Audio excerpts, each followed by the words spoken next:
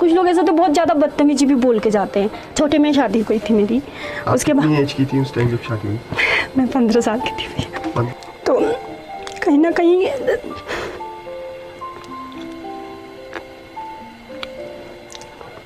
अपने सारे अरमान रुक जाते हैं भैया। मैं भी सोचती थी पढ़ूंगी लिखूंगी तो अपने माँ बाप के लिए कुछ करूंगी, बच्चों के लिए नहीं हो पाया उतना, तो तब भी हिम्मत नहीं आ रही भैया। मैंने माना मेरी पढ़ाई छूट गई है, माना मेरी बहुत जल्दी शादी हो गई, माना मैं घूमने नहीं गई किसी के साथ, पर ये लगता है कि अगर ज़िंदगी है तो तुम सारे सपने बाद में भी पूरे कर सकते हो, है ना। अब मेरे को बोलते अरे यार तुम्हारे इतने बड़े बड़े बच्चे, तुम ऐसे कपड़े पहनते हो। अरे यार पहनती हूँ तो पहनती हूँ, तुम्हारा क्या जा रहा है, खुद कमाती हूँ पहनती हूँ, है ना। ने मुझे इमोशनल कर दिया बहुत ज़्यादा, मैं गर्म हो गई हूँ। कोई नहीं। ये मेरा इंस्टाग्राम आई डी है, 87,000 आपके फॉलोअर्स हैं। ये मेरा जोश अकाउंट है। अच्छा 264 फैंस। हाँ, इसमें ये वेरीफाई अकाउंट है मेरा, और इसमें भी मतलब रील्स वही होती है 90s के सॉन्ग पे ही होती हैं।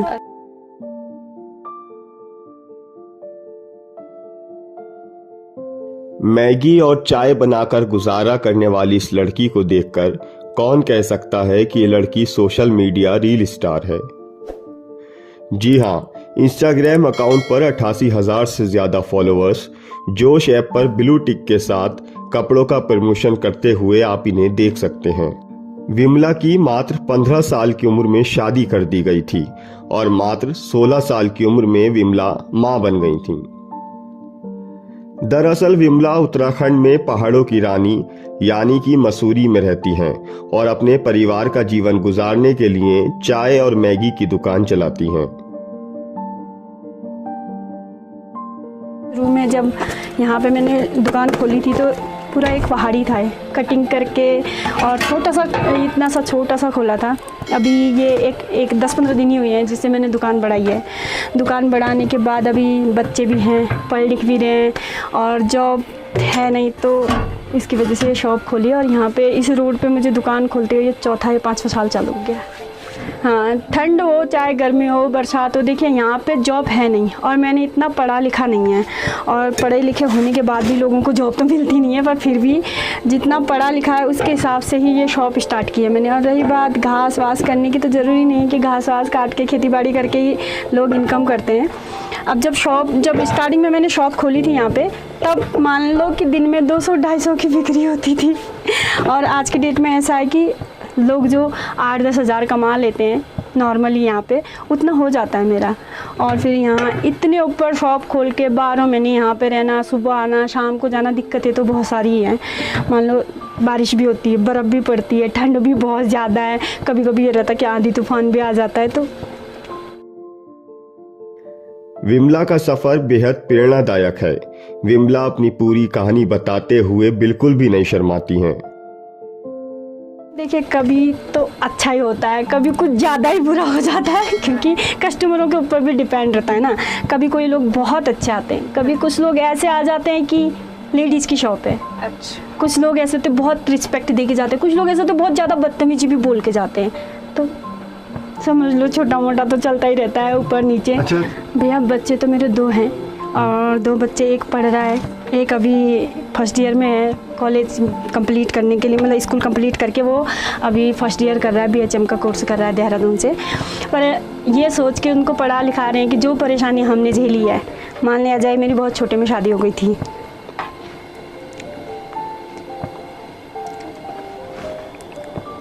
छोटे में शादी हुई थी मेरी, मतलब हम 4 भाई बहन हैं, तो उस टाइम पे मम्मी पापा के भी थोड़ा हालत ऐसे रहे थे, तो जल्दी शादी हो गई थी मेरी। उसके बाद एज की थी उस टाइम जब शादी हुई? मैं 15 साल की थी। 15 साल की। तो छोटे में शादी हो गई, ये समझ लीजिए जब से शादी हुई तब से काम ही करना स्टार्ट किया है। छोटे में शादी हो गई, फैमिली देखना, बच्चे देखना, अपनी पढ़ाई रुक गई, नहीं हो पाया उस टाइम पे उतना। और हम लोगों का सोचना है कि जो दिन हमने निकाले हैं, जितनी परेशानियां हमने झेली हैं, उतना बच्चों पे ना आए। आज की डेट में ऐसा रहता है कि बच्चे हैं, सारी शौक पूरी करनी होती है, तो कहीं ना कहीं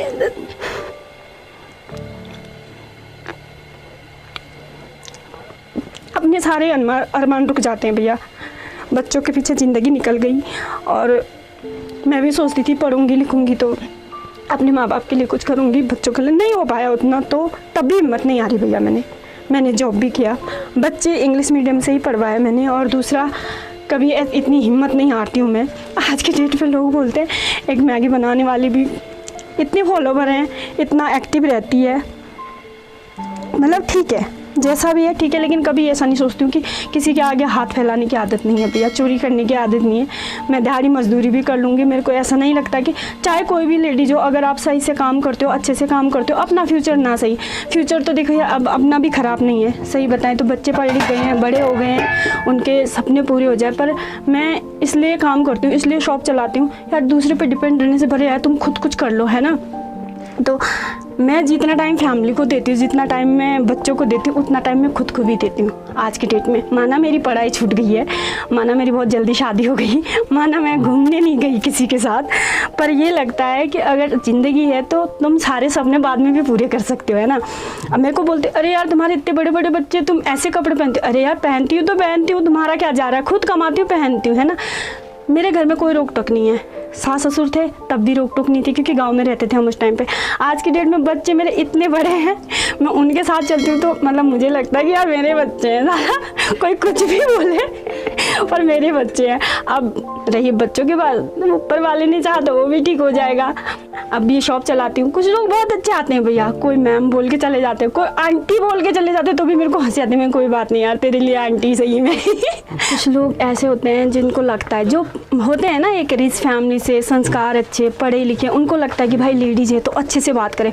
कुछ लोग देख के अगर हाँ दुकान पे लेडीज़ है तो उन लोगों ने गलत कमेंट ही पास करने, डबल मीनिंग ही बात करनी है। पहले तो मुंह देख देख के आंटी बोलेंगे, तो भैया जहाँ पे जो लोग मुझे सही लगते हैं उनको रिस्पेक्ट भी देती हूँ, जहाँ पे मजबूरन मुँह खोलना पड़ता है फिर मैं भी अच्छी नहीं रहती हूँ उन लोगों के साथ। आपको लगता है कि सारे ही अच्छे आते होंगे, आप लोगों के जैसे थोड़े ना कि जो दीदी बोल के इज्जत दे के चले जाए। कुछ लोग ऐसे होते हैं ना भैया, मतलब ये समझ लीजिए कि बातें ऐसी होती है कि मतलब इधर से आप कुछ बोल नहीं सकते उनको, इतनी गंदे वर्ड यूज़ कर लेते हैं। मैंने स्टार्टिंग तो मैं टिकटॉक में वीडियो बनाती थी, सिर्फ शौक था वीडियो बनाने का। अच्छा। लेकिन जब टिकटॉक बैंड हो गया तो सबने बोला इंस्टाग्राम होता है, इंस्टाग्राम का कुछ पता नहीं था मुझे, तो मतलब मैंने ऐसे शौक शौक में वीडियो बना दी थी, ऐसे खुले में वीडियो बनाती हूँ तो शौक शौक में डाल दी थी। तो मेरी बहन बोली कि दीदी टिकटॉक है, टिकटॉक में वायरल हो जाता है इंसान, इंस्टाग्राम पे नहीं होता। तो मैंने उस टाइम पे बोल दिया मुझे कौन सी हीरोइन बनना है मैं अपने शौक के लिए वीडियो बनाती हूँ, आएंगे देखेंगे कोई नहीं तो अपने शौक पूरे हो जाएंगे। लेकिन उसके बाद मैंने कंटिन्यू वीडियो डालनी स्टार्ट कर दी, फिर मेरे को इतना चलाना भी नहीं आता था, धीरे धीरे करके जो सीखा, सीखने के बाद जब मेरा एक वीडियो वायरल हुआ, दूसरा हुआ, तीसरा हुआ, चौथा हुआ, तो पहले 5 से 10, 10 से 20, 20 से 50 से आज के टाइम पे 80 से ऊपर है। अच्छा, 80,000 से ऊपर 80,000 से ऊपर फॉलोवर है। और मतलब ऐसे कोई शूट वूट नहीं करवाती हूँ, कहीं जाके पर्सनल जाके शूट कराना ऐसा कुछ नहीं, नॉर्मल कैमरे से अपने फ़ोन से बना के ही वीडियो अपलोड कर देती हूँ बस। अच्छा। जोश ऐप में भी है अकाउंट, मौज ऐप में भी है, मौज ऐप में 80,000 से ऊपर फॉलोवर है, उसमें भी जोश ऐप में है मेरा वेरीफाई अकाउंट है और उसमें भी 2 लाख से ऊपर फॉलोवर है। बस यही जो नॉर्मल वीडियो रहती हैं 90s के गानों पर बना देती हूँ, कुछ ऐसा है नहीं कैमरा हो, आईफोन हो या फिर अलग से काम बंद करके शॉप भी चलाती हूँ, साथ साथ ही रील्स भी बना लेती हूँ। तो रील्स बनाती हूँ तो ऐसे 90s के सॉन्ग पे, और वही वीडियो मैं इंस्टा की वीडियो ही जोश ऐप पे भी डालती हूँ और मौज ऐप पे भी डालती हूँ। तो वहाँ से भी अच्छा ही रिस्पॉन्स है। बस बात वही है कि जो बहुत पॉपुलर है उनको पैसे मिल जाते हैं, हमारे शौक पूरे हो जाते हैं। अच्छा, ये मेरा इंस्टाग्राम आईडी है। अच्छा, आपके फॉलोअर्स हैं? हाँ, ये फॉलोइंग है और ये मेरा इंस्टाग्राम आईडी है। 87,000 आपके फॉलोअर्स हैं जी, और ये मैं खुद ही शूट करवाती हूँ।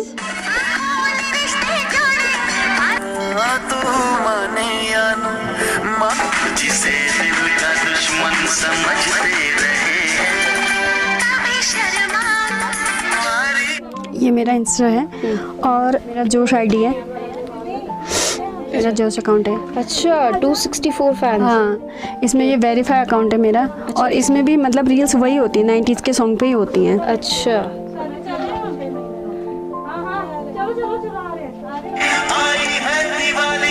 जो ये ज्वेलरी पहना है जितना भी है वो आता है तो उसको पहन के ही बनाती हूँ। अच्छा, नॉर्मली डांस वांस सीखा नहीं है मैंने कहीं पर भी। अच्छा, जितना करती हूँ खुद ब खुद ही करती हूँ। वो मेरा